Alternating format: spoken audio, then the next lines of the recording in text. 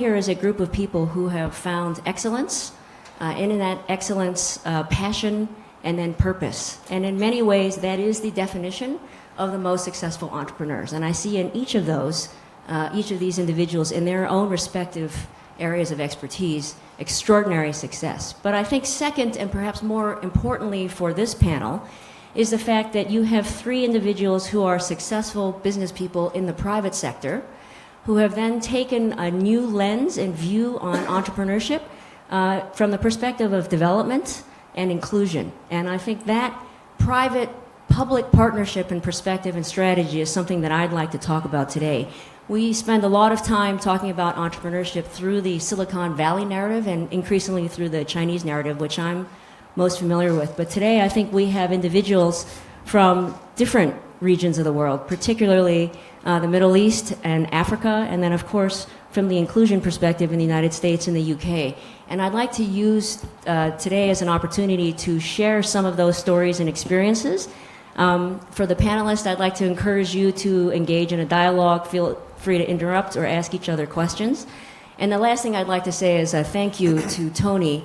This was really his brainchild, this particular panel. I think he was very anxious to bring forward this narrative of lessons from different regions and institutions to share with the WEF. So with that, what I'd like to do is I'm going to actually start with Badr on the far side. Entrepreneurship and innovation, topic of the centuries, topic of the moment. Entrepreneurship is very broad, means very different things. Could you share with us the type of entrepreneurship that you're focused on in your endeavors, and then the type of programs that you've instituted and where you've seen success? Sure. So, I mean, broadly speaking, there's four types of entrepreneurship that we see happening in our markets, probably around the world as well. There's your legacy company entrepreneurship. These are your larger incumbents that in order to stay relevant, they have to keep innovating. So they implement intrapreneurship, and there's a stat which that in the 60s, the average lifespan of a company was 60 years. Apparently now it's less than 15 years. So to put that into context, more than 40% of Fortune 500 companies will be dead within 10 years. So it's a kind of innovate or die model. You then have the small business entrepreneurship. This is the majority of companies out there. They're not trying to take over the world, but they have to act, or at least the founders have to act like entrepreneurs, because it's a pretty crowded space. And then you have the scalable startups and entrepreneurship. These are the unicorn wannabes. They are trying to take over the world, and when the world's not enough, they go to Mars and the moon and asteroids. And it's an exciting space, but it does get, I think, a disproportionate amount of venture capital and perhaps also media attention because of the perhaps overinflated or oversized valuations. And then finally, my favorite category, which is the social entrepreneurship, and that's just people who just want to make the world a better place. We at Crescent Enterprises, or CE, try and be active in all four of those categories. I'll just quickly give two examples. So we recently, a couple of years ago, set up our corporate venture capital arm, and that really invests in startups around the world. It keeps us relevant and excited about what's going on, but I think it also helps to raise the activity within our startup communities. We've invested over $100 million over the last couple of years in startups around the world. We've committed another $150 million over the next 3 years. We'd like to see at least 50% of that being invested in the Middle East and North Africa. And then finally, there's our corporate incubator, or CE Creates. And that's really just nurturing the next sort of a pipeline of new businesses and new ventures, again, within the company, but giving a space for entrepreneurs in the region to come and set up their own businesses. It's a higher risk, of course, venture in itself, but again, in the space of not too many years, we've been able to nurture a few companies that have instituted, I guess, dozens of entrepreneurs and created hundreds of jobs. So that's also an exciting way, I think, to promote entrepreneurship within communities. So, Will, you are a businessman and an entrepreneur as well as a philanthropist encouraging entrepreneurs. Could you talk a little bit about how I Am Plus and then your foundational work integrate and work together? Yeah, so like most urban musicians or athletes, we come from poor neighborhoods where education was low funded and the teachers in our schools weren't the best. Crime, drugs in our communities. And the way out was either sports or music. And I got out, moved my whole family out, and took me around the world. And whenever there's a tsunami or an earthquake or some natural disaster or someone's running for president, they call the world of music or the arts to raise awareness for the issue. And we would show up. When it was Bande Aceh, tsunami there, I was there. Spent my birthday there doing tsunami relief. When there was Katrina, we're there. But I realized in every single ghetto, there's a tsunami and an earthquake every day. It's a tsunami of, no opportunity, an earthquake with no funding, and, terror with just the conditions of living. And I wanted to, change my neighborhood by not encouraging kids to be musicians because our industry is not healthy anymore. I wanted to encourage my kids to be computer scientists, engineers, and so we started a robotics program, a computer science program, just under 10 years ago. But when I would leave, after I would encourage my kids, they would look at me like, really, Will? You're not doing it. I want to do music. So I realized that I had to lead by example. So I took my earnings from beats and started my own company and went out to, I knew Silicon Valley was going to take me serious, so I went to Bangalore, India and Israel and started acquiring talent. And in the past 6 years, we built a voice operating system, artificial intelligence platform that is currently being used by Deutsche Telekom in Austria for customer service. We have, we got an investment from Salesforce every single round. We've raised $117 million to date. But as exciting as that sounds, you gotta see it from my perspective. I'm in the public's eye. And I'm failing in front of everyone, risking failing in front of everyone. And so that's what I tell my kids, like, yo, you have to be fearless. You can't be comfortable. You have to, have the thirst to fall and get up. You have to want to fall and get up and learn.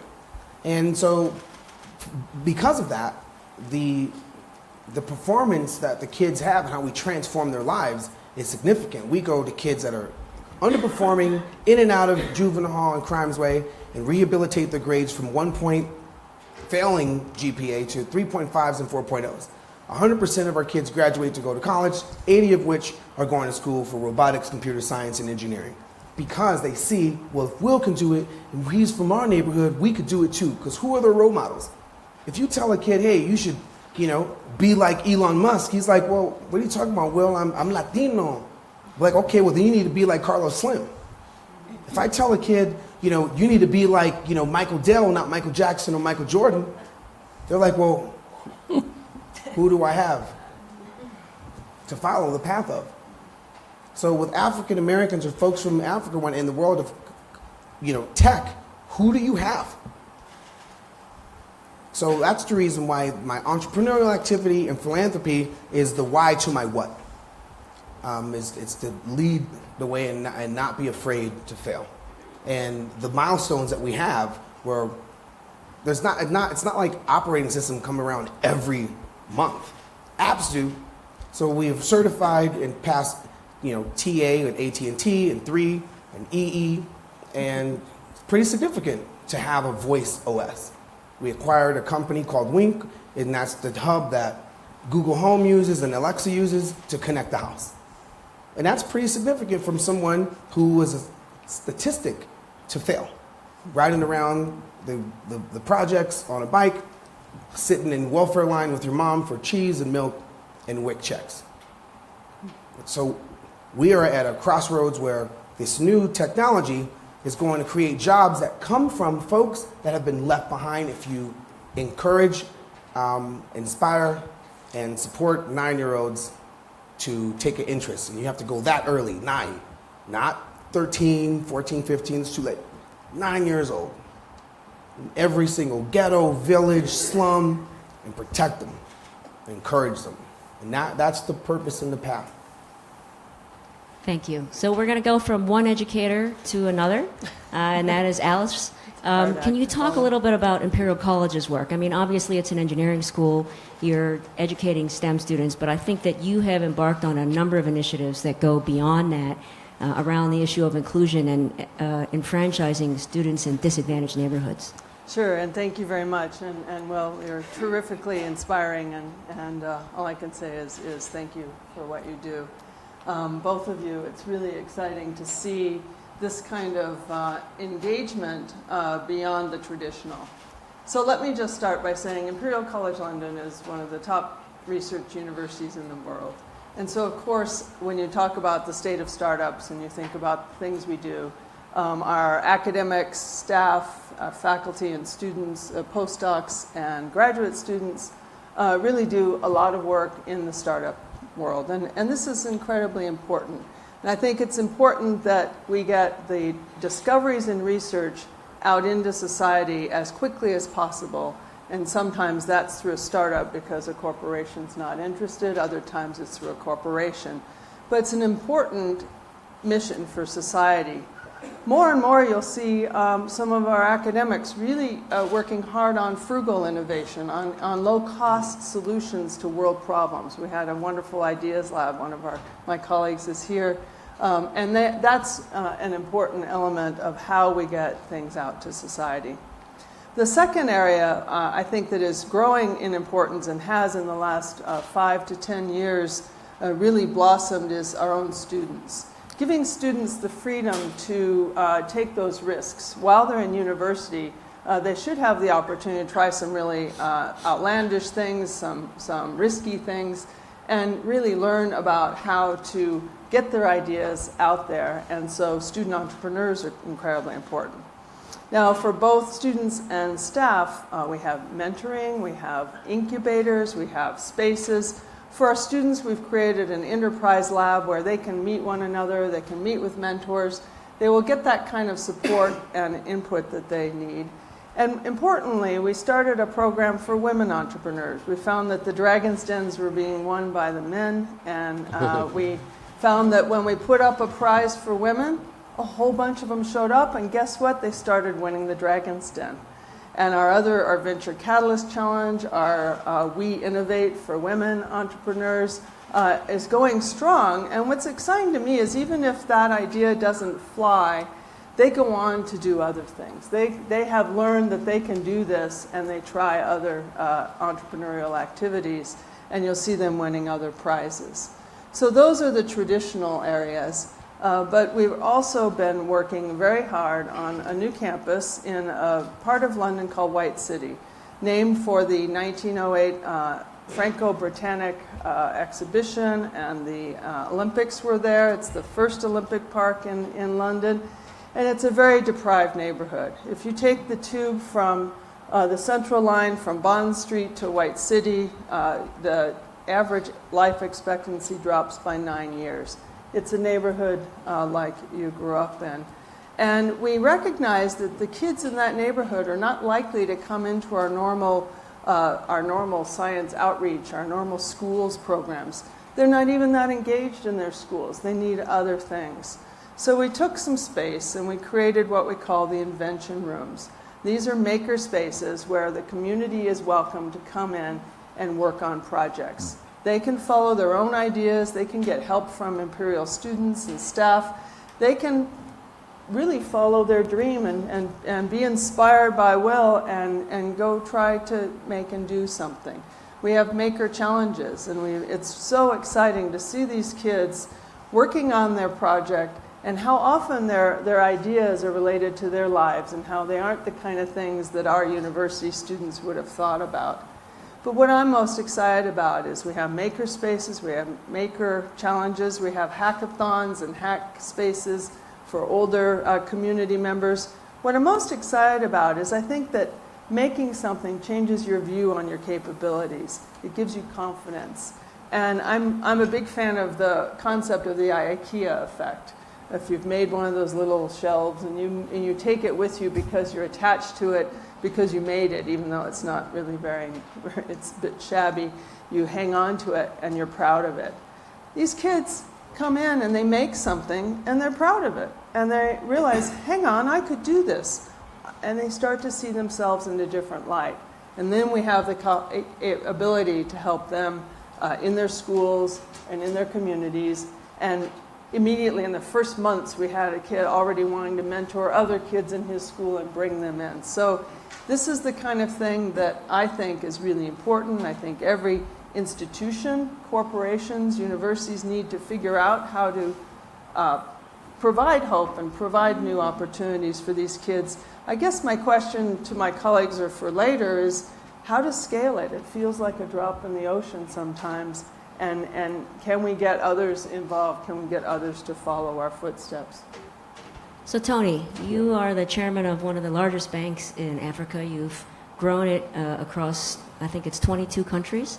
And you've used that platform then to move into encouraging entrepreneurship, again, across African countries. And I wonder if you could share with us the model that you've used and the motivation for how you think about entrepreneurship. Thank you.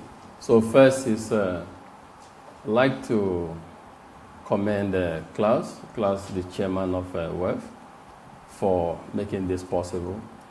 I had written to him a few months back after the last year's Davos to say that for this kind of global gathering of political and business leaders, something was missing.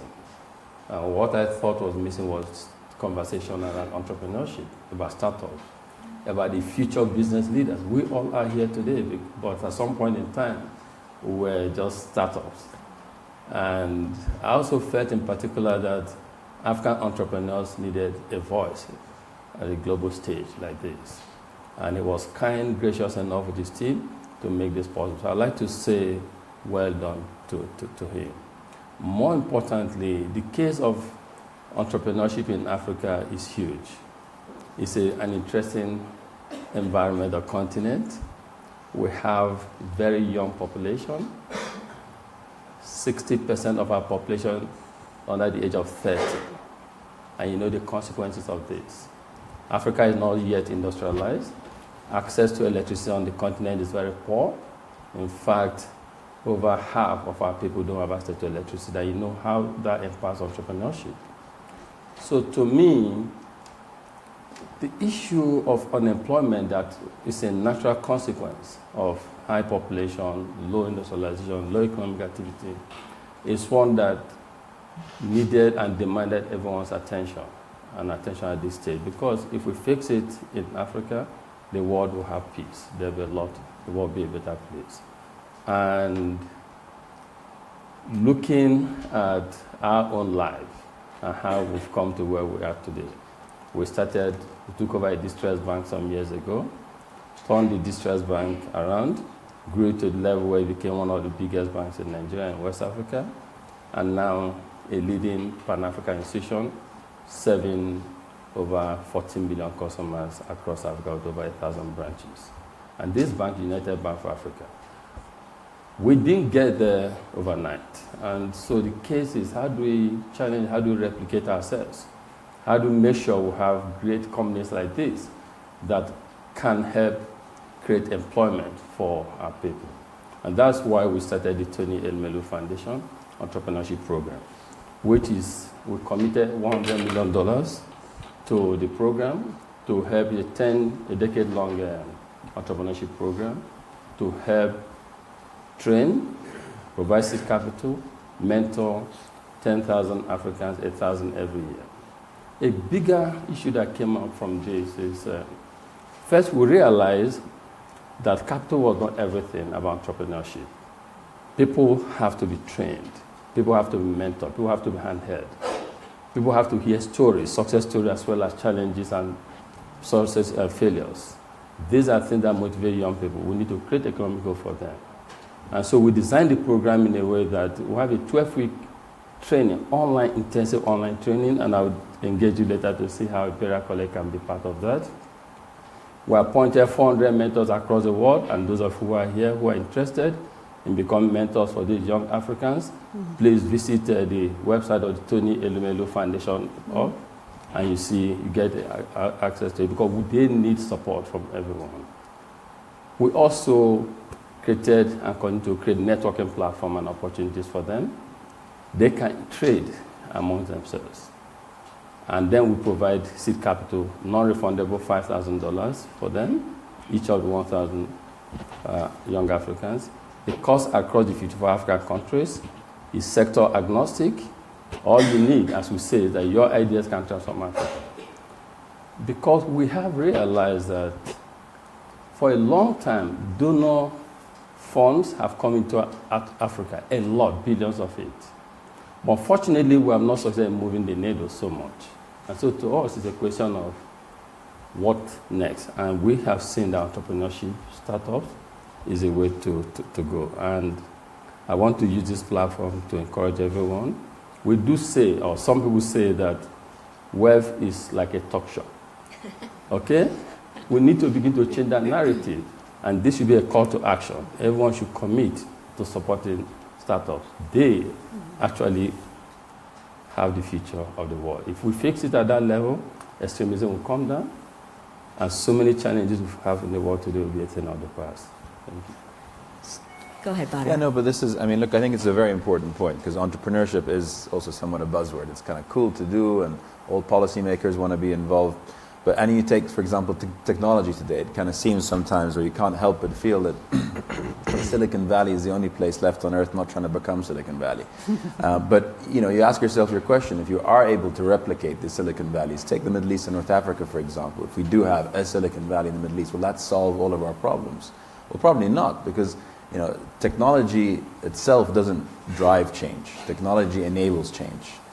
Technology is a tool, and we, the connected people, are the real agents of change. In time, I guess, will tell whether we've used those tools for the betterment of humanity and our habitat or for the exacerbation of our own human flaws. Probably. So moving from really those entrepreneurship hubs for the sake of it to really purpose hubs or human-centric hubs, which are really tackling the challenges which Tony was mentioning, which exist, of course, in every shape and form, unfortunately, in the Middle East and North Africa, is really where the sweet spot is. So actually, I want to key off of that comment and maybe something that's related to what Alice talked about, which is the scalability. So SMEs, and that term is defined quite broadly, let's say above 50 employees. In certain economies, employ 60% of the population and drive over 40% of the taxable revenues. But we also know a similar statistic, which is over 90% of startups actually don't make it. And so I wonder how, particularly Tony, Will, and then Badr, how you guys think about measuring success of your efforts, right? How you move those people from a startup of 1 or 2 people to an SME. They don't all have to be unicorns. They don't all have to be a Will.i.am or any of you, but, I mean, they aspire to be. But for our economies, for employment, for retraining, how do you think about success and how you measure that for your efforts? Can I? Okay. Yeah. Look, I mean, sort of an extension of my previous point, it depends what challenges you're trying to address, right? So you measure them against those challenges. I don't want to use the term KPI, but those are, so you take, I mean, you mentioned, you know, they don't have to be unicorns. Well, I think, you know, with all due respect to the unicorns out there, it's not about chasing the next billion-dollar company for the sake of it, which might only, you know, employ a certain number of people. Or it's about really identifying and nurturing those companies that are going to impact 1 billion people. So, you know, Tony and I in our respective regions of the world share a very youthful, a very energetic, but an underutilized population.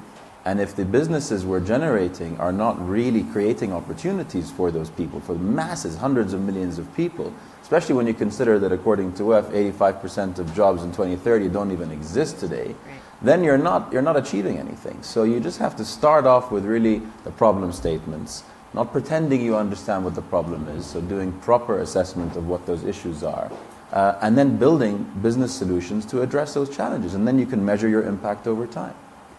Will, how do you think about that?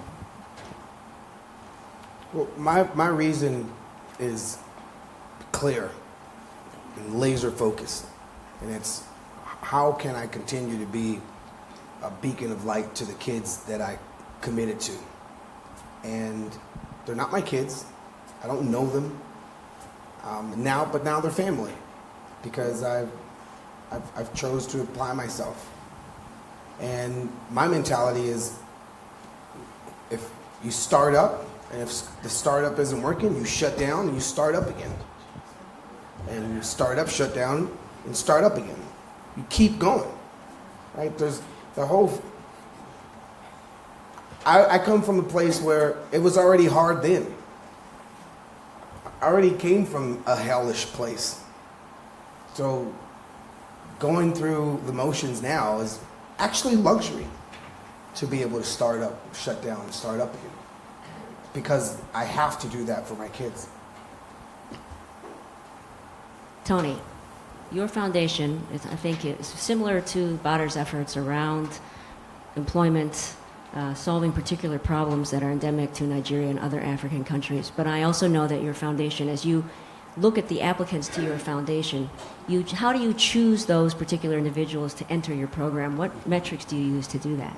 Okay, so every year we create awareness to these young Africans, and they apply. In fact, last year we got 98,000 applications, and unfortunately we were able to select 1,000, which is another, talking about scalability. We would like to scale it further because our commitment is just $100 million, but the needs on grants are a lot more than that. And so from when they applied, the 98,000, we have partnership with Accenture Consulting, the consulting firm. We pass it to Accenture, and they help us go through this based on certain criteria. One of the criteria is, scalability of the business. How sound the business is it scalable? And equally important is you look at the SDG, the goals, and say which of the SDG goals does the business initiative you have seek to address? And then we capture all of this. And these are the criteria that help to select the 1,000 that benefit from this. And we have seen that these young, energetic, intelligent Africans, male, female, in fact, the statistics is quite interesting because now, when we started, it was less than 30% female participation. But now, this last year, 2017, female participation was about 33%, so it's coming up. And the interesting thing about it is you see people who are interested in agriculture, in technology, in entertainment, and even sectors that you ordinarily advertise in different people, because we just believe that ideas, you have great ideas, we don't know what can make it to the top. And so scalability starts from creating opportunity for people. People have to be given the opportunity, brought into the mainstream, and then they prove themselves, and you support them further. So it is important to us that the SDG goals, we see how we support them, and that the people we're training, we're helping, we're trying to help them to become self-reliant, independent, and also, hopefully, in future, help to replicate this across the continent and other parts of the world so that collectively all of us will bring an end to poverty, which has been a major challenge for all of us. Yeah, I think we have the opportunity to look at scale up in two ways. One is this issue of how do you scale up the startup, and I think that's very important, and the opportunity to collaborate with others, to collaborate with corporations. Sherry Kutu was formed, I think it's called scaleup.org or scaleup, which is connecting small enterprises with talented people looking for jobs, because they don't have the recruiting budget to go out and hire the talent, and going beyond the mates they know from university, they can actually use this online approach. When I mentioned scale up, I was thinking more of the aspects of how can we have more will-I-ams and more invention rooms. What we're doing, I think, is very important and very exciting. We're scaling it to the maximum we'll be able to have in our building with the people we have in our neighborhood, and it's a very local phenomenon because we want kids to walk down there, feel like it's part of their space. They can come in there, they can spend their time and spend their energy. And it's a challenge to think about how it scales to get to other neighborhoods that we're not touching. And so I think there is a call to action, much as there is with what you're talking about and what you're talking about. We can connect people further across the world, and we can also think about how we can benefit from copying one another and replicating some of these things and having other people of Will's stature get inspired to get back in there and do things like this. So I have a question, particularly for Will here. So I view you as the ultimate educator. The ultimate what? The educator, right? I mean, you're educating students through your behavior. You're a role model. So I talked about the Silicon Valley narrative, and I think that there are certain things that are universal to entrepreneurship. Entrepreneurs are always looking for talent and capital, right? I mean, that's a kind of common thing. Something that's different from the Silicon Valley narrative that we've heard today is that we have business people selecting entrepreneurs based on goals other than the unicorn, right? Inclusion goals, sustainable development goals, and I think that's a really important message to take from today. But there's one Silicon Valley narrative that I, as an educator, rebel against, and that is the concept that failure is okay. And I say that for the following reason. You didn't actually fail. You're a massive success, as is every person on this panel. You have encountered obstacles, you've encountered difficulties, you've encountered circumstances that were unexpected. But I don't call those failures, and I wonder how you think about that as an educator. Is there alternative language that we can use? I just, as someone who teaches students, particularly in China, where failure is really not acceptable to any Chinese parent, is there, I mean, I teach entrepreneurship, right? So how do I say to my students, it's okay to fail? I don't, right? So I wonder, and we come from a different place. The United States has a different narrative. I wonder how you think about that, and are there ways that we can think about a different framework for that particular experience that all entrepreneurs face? I have dignity, and I love my mom. And because of that, and moving forward, I need failure. Because it further reminds me of my purpose. You can't be afraid of the word failure, no matter what country you're from. Right? There's slow points. You're climbing up a mountain, it hurts. Think about going for a hike. It hurts when it's a steep hill. Do you stop? Even if you walk back, it's going to hurt. Downhill hurts more. Right? So you can't be afraid of those pains when you're progressing. You can't be afraid of falling down, because you're going to fall down. But falling down's not failure. No, but it is. It is. Okay, so there's nothing wrong with it. Let me share perspective on this. So this is very interesting question you asked actually. Most time when I give speeches, people ask me this question. In fact, 2 weeks back, they asked me the same question. Mr. Elumelu, what are your failures? Okay, share with us, because we get inspired by the stories. And I say to people, first, okay, you were talking of the narrative. Failure, you can modernize it and say challenges, but the truth is, for every successful businessman you see, you've had many failures. Behind that person or even others who have failed. But with the world celebrates and sees just success, which is good. But it's good to tell people about resilience, about tenacity. And as William was saying, you fall, you continue. That's what makes entrepreneurs. Entrepreneurship journey is not a linear journey. It's up and down, but at the end of the day, when you plot it, you see an upward movement. And finally, what I say, by way of advice, is, and maybe you can try this with your student, it's good to share my failure points. But more importantly, we should be interested in how did you overcome failures? And what are the learning points from failures? And not necessarily about, failures should be given. And there are basic principles that guide you. One, you must be very, very resilient. 2, you must think long term. Because if you think long term, short-term failures don't set you back so much, because the journey is long. You talked about scale. The journey is a long journey. And most importantly, you need to laser focus, tenacity, laser focus, and just know that success will come at the end of the day if you're disciplined and you're focused. So I think we should talk to people about how to overcome challenges and failures. So I agree. Look, what you have described, and the reason I think that when people ask me how do you teach entrepreneurship, there is a mindset around entrepreneurship that defines the very nature of human existence and a successful, responsible citizen, which is the tenacity and the focus to deal with challenges, right? So I think that piece is important. But Badr, I know you wanted to No, add to I this. think it's maybe just a case of nomenclature here. I understand, cultures where failure is taboo. But really, for me, failure is only when you stop, like to Will's point. It's more, if you look at a kind of entrepreneurial journey, it's more really iteration. It's creative destruction. You learn why something didn't work, you pivot and you try again.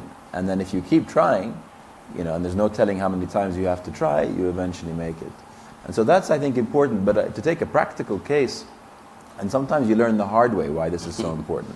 In the Gulf region, there are examples where governments who really wanted to try and give young entrepreneurs a chance, they started giving them interest-free loans very easily and very quickly. Really on production of a business plan that wasn't vetted or tried and tested by anybody. That was a disaster. Yeah. It was a disaster. And in fact, it killed, in many cases, the entrepreneurs' chances to actually establish a successful business. And they learned over time that actually the journey an entrepreneur goes through, having to iterate their business model and business plan through multiple rejections from financiers and from peers, was an essential part of the creation process. So now we've sort of tweaked those models in parts of the Gulf, which I think is great. So I have a confession. I'm trained as a lawyer, so for us it's all about definition. And I think that maybe the question I was really asking is how do we define failure? Because it sometimes has a very negative connotation. And I think what you've described, I think quite accurately, is that it can be very positive for people who matter. Alice?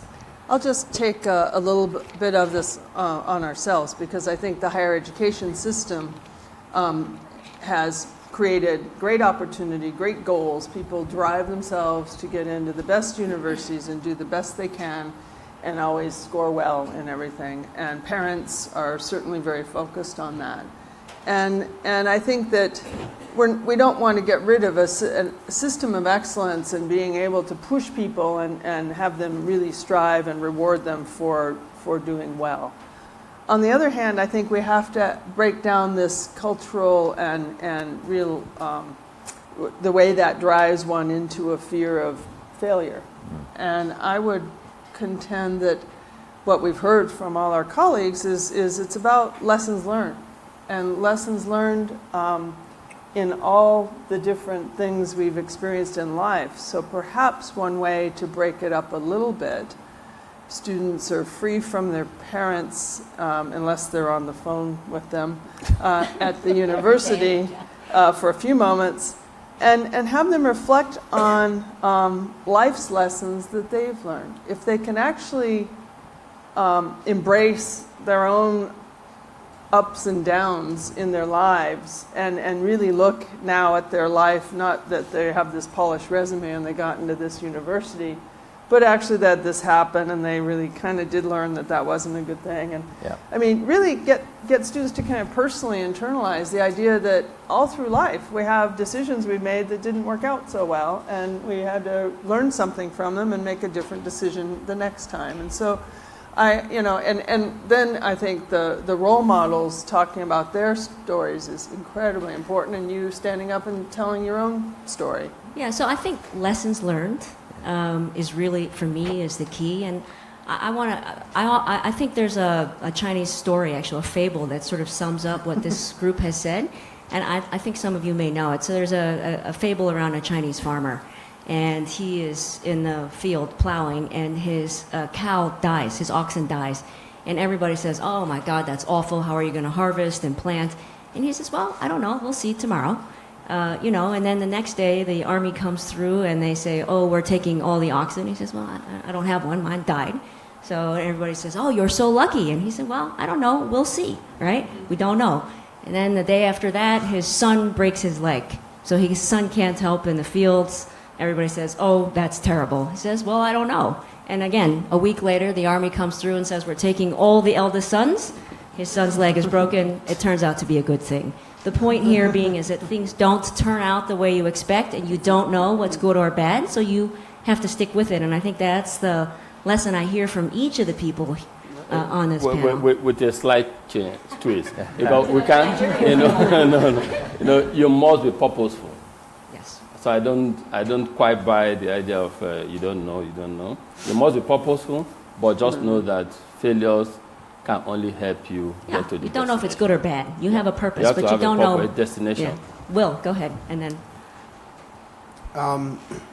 We're in a really amazing time in life right now in society, where it's reflective of like 1918, where electricity was coming into the world, lights, automobiles, airplanes, all that stuff was happening in the early 1900s, and Africa wasn't a part of the conversation. African Americans were not really a part of the conversation, and women were not a part of the conversation. The world that we live in today, this thing that we're experiencing with these lights, the plug, phones was popping off in the early 1900s. This is the world that we're living in. It's based on all the ideas that came from early 1900s. There was no music industry, there wasn't movies. If you were an actor, you were a theatrical person. If you were a singer, you were singing the opera. And all that dreams and imagination and J.P. Morgan and Westinghouse investing in all the thinkers and dreamers, early 1900s. 2018 is a whole new fourth industrial revolution. Just want to see why we all have to apply ourselves to acknowledge the power of the woman, not men give power to women. Acknowledge the power of the woman. We were born through a woman, and we need a balance to see the world that we live in today. And the Elon Musks of 2040 is a woman. The Steve Jobs of 2040 is someone from Africa. We haven't seen an apple from Africa. It's Southern Hemisphere has not contributed to the world yet. Think about that one. So we are going to see the next Googles come from Africa and Brazil if we do our job and protect and encourage and inspire 9-year-olds today. So 20 years from now, they're going to blossom and remember the efforts and the laser focus that we did. There's enough money. There's rich Africans. There are rich African Americans. It makes no sense that the Bronx is the Bronx and Watts is Watts. And Louisiana after the Katrina is what it is, but meanwhile, Shenzhen, the time is Katrina, was a swamp too.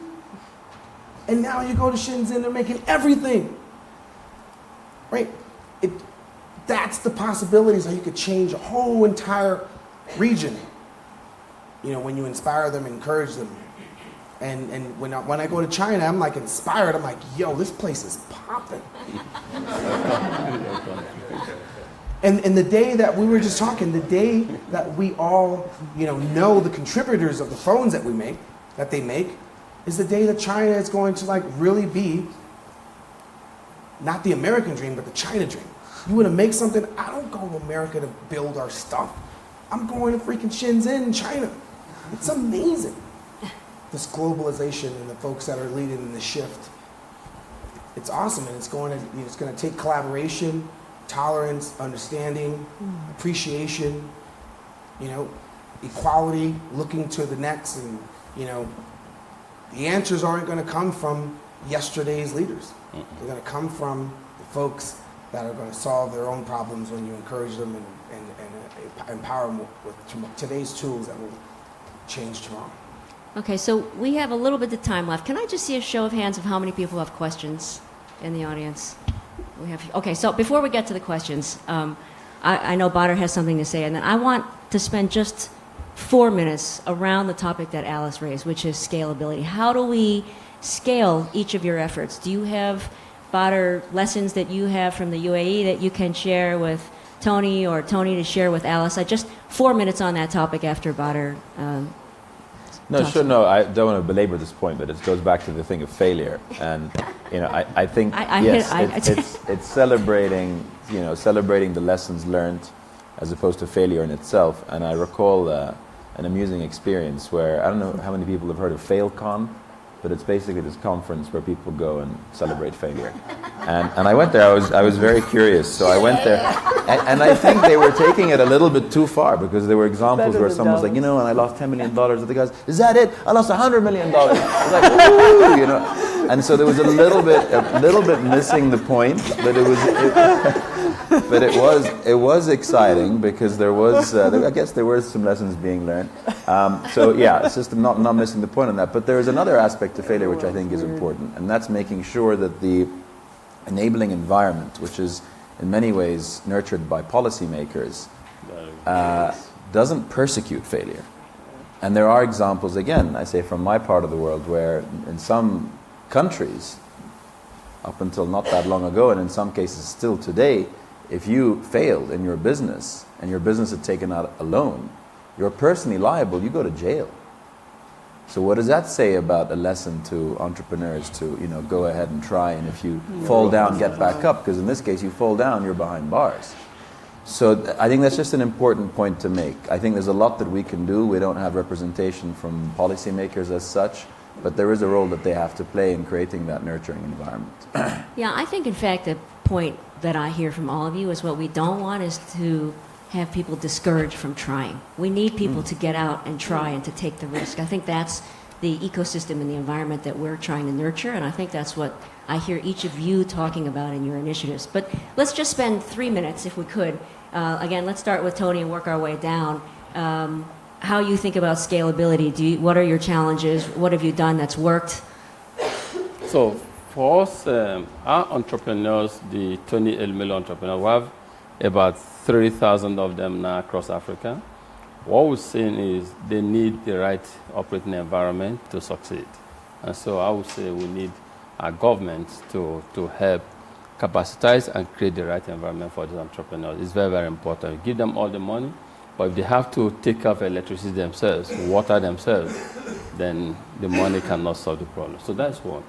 Two, second point is, we need to encourage women to continue to show more interest in entrepreneurship. As I said, when we started, we had less than 30% interest from women. And what we did was to go all out and create more awareness, and now a lot more participating. So we need to encourage them. We need more female mentors to share their success stories and help encourage these females. Very, very important. And last point is, from reviewing our operation for the past 4 years, we realized that in the rural areas, we don't have it's skewed more towards people in the urban center than the rural area. Rural people need entrepreneurship more than even the urban people. So we need collectively to create more awareness in the rural area. So this year, we're going to give a little more opportunity to people in the rural area, because some of them don't even have access to internet to even apply. And so the challenge in the rural area is quite a lot, and we cannot fix unemployment, poverty, address inclusive growth and development if we do not, first, mainstream and prioritize our women participation, and two, people in the rural areas. Those are the areas we can do. Alice? We're in early days with the invention rooms. We've had we just opened about 6 months ago, first groups of students in. Our first goal is to go down to younger kids, mini makers, micro makers, nano makers, get younger kids involved, because the sooner you get at these kids, the sooner you change their outlook and have them change their trajectory and become a new level of participation in the opportunities available. Beyond that, if it works well, if we can learn from this, and we can certainly enlarge what we're doing there in that community, but we could also replicate it elsewhere. It's not clear yet, but hopefully. So, Will, the only thing I can think about for scaling you is to clone you, but you might have different ideas. So, Mark Benioff is my hero. And he doesn't have to do the things he does. And I'm a clone of Mark. I'm an early Mark. He built his company, Salesforce, after working at Oracle, and chooses to use his success to help out those with hospitals, police academies, and investing in entrepreneurs that are trying to change and lead with purpose. And I think the only way to exist as a company in the future is you have to be a purposeful company. Seeing how governments aren't governing properly, they leave holes for companies to fill these voids. Like I wouldn't have to have an after-school program if government had proper schools. It's true. I'm from California, so in California there's Googles, there's Apples, all the big giant companies. You would think it would be mandatory in 7th grade that everybody learns iOS and Android, or Linux, Unix, or DOS, or Windows. Guess what? In every single school, people have a football field and a basketball court. 2 companies benefit from that investment, NBA and NFL. There's not even a competitor in the NFL. So think about just how backwards our world is today. Good point. You cannot sustain that moving forward. And companies are going to be a lot like what they were in the early 1900s, like Ford's. Look how many jobs Ford created. It wasn't government that did that. People and companies are going, and this is a new jump off that we have right now, but instead of not just teaching alone is going to solve the problem, you need inspiration, like a jolt to inspire people to do the impossible and add a little craziness into, inspiration. Because that's what you need when you fall. You need to be crazy enough to get back up. So just a reflection on the technology point, because I think one of the benefits of where we are with technology today is it actually reduces the importance of the economies of scale. So you don't necessarily need scale to be competitive. And the other aspect, of course, is borders become obsolete in some cases. You can transcend borders, both physical and rhetorical, much easier. But look, there's all the typical things that you've already talked about. It's access to capital, access to talent, it's good infrastructure, a level playing field. One important thing which is potentially underappreciated because it's seen as the domain of large companies, and that's corporate governance. So I set up about 7 years ago something called the Pearl Initiative, which really focuses on the business case behind good governance, so why it's in self-interest of business people to adopt good governance beyond regulations and rules. And we realized we did fall into the trap of just working with large companies.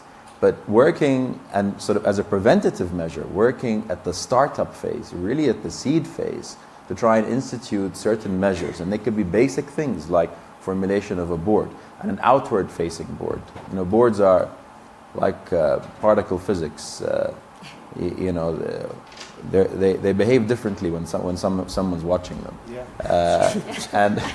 And the other issue, things like delegation of authority manuals, shareholder agreements, risk analysis, basic things like that, I think are critical and crucial to help companies scale faster. Yeah. So we've been doing an experiment with small businesses and startups now. It's actually more than an experiment now. It's 2,000 entities across the Middle East that's joined the survey to really understand how they view governance. And more often than not, they see it as something that they'll get to when they get big. So I just think that's a point worth making. Okay, so in the remaining time, I've got a question over here, I think in the corner. Thank you very much, everybody.